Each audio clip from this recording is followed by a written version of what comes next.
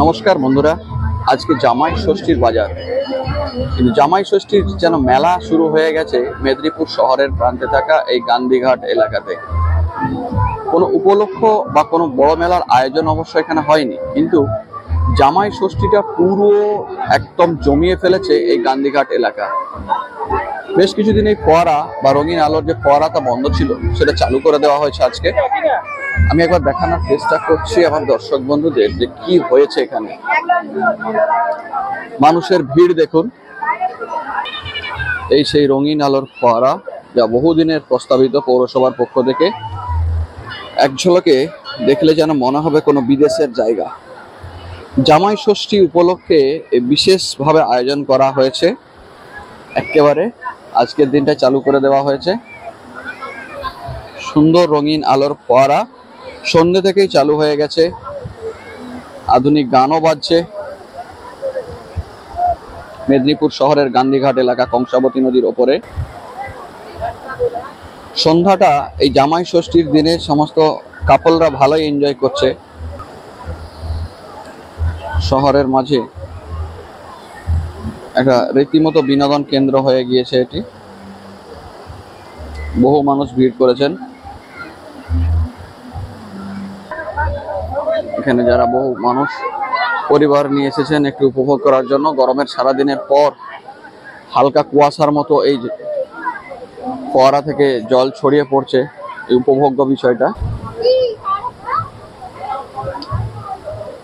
মেলাটা আরেকবার দেখানোর চেষ্টা করছি।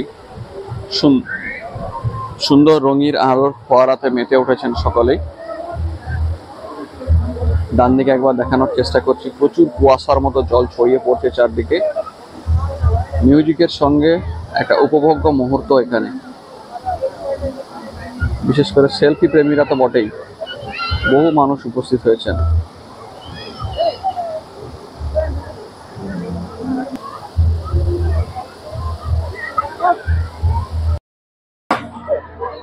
মেদিনীপুর শহরে গান্ধীঘাট, যে গান্ধীঘাট জাতির জনক মহাত্মা গান্ধী চিতাভস্ম বিসর্জন দেওয়া হয়েছিল 1948 সালে 12ই ফেব্রুয়ারি। সেই দিন থেকে এই গান্ধীঘাট আমাদের কাছে স্মরণীয় হয়ে আছে। আমরা এই গান্ধীঘাটকে মেদিনীপুরের মানুষের কাছে আকর্ষণীয় করে তুলেছি মেদিনীপুর পৌরসভা এবং বাংলার মাননীয় মুখ্যমন্ত্রী মমতা বন্দ্যোপাধ্যায়ের অনুপ্রেরণা এবং আমাদের বিধায়িকা বর্তমানে এমপি জুন মালিয়া মহাশয়ের বিশেষ সহযোগিতায় আমরা এই গান্ধীঘাটকে মানুষের কাছে তুলে ধরেছি।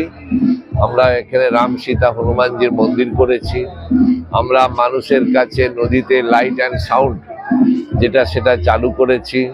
এবং ঘাট, যে ঘাটে হাজার হাজার মানুষ আসেন, এই গান্ধীঘাটে তারা স্নান করেন, বিভিন্ন অনুষ্ঠান করেন, কাজ করেন এবং বিসর্জনের সময় বিসর্জন দেওয়ার জন্য যে ঘাট, সেই ঘাটকে আমরা নতুন করে সাজিয়ে দিয়েছি।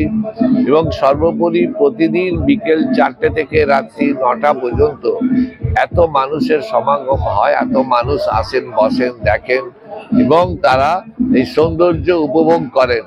এবং যেটা আমাদের বাংলার মাননীয় মুখ্যমন্ত্রী মমতা বন্দ্যোপাধ্যায় আমাদেরকে এই কাজটা করতে অনুপ্রেরণা করেছেন, অর্থ দিয়েছেন। আমরা সেই কাজটাই করছি। দেখলাম যে আমরা এখানে লাইট অ্যান্ড সাউন্ডটা শুরু করলাম।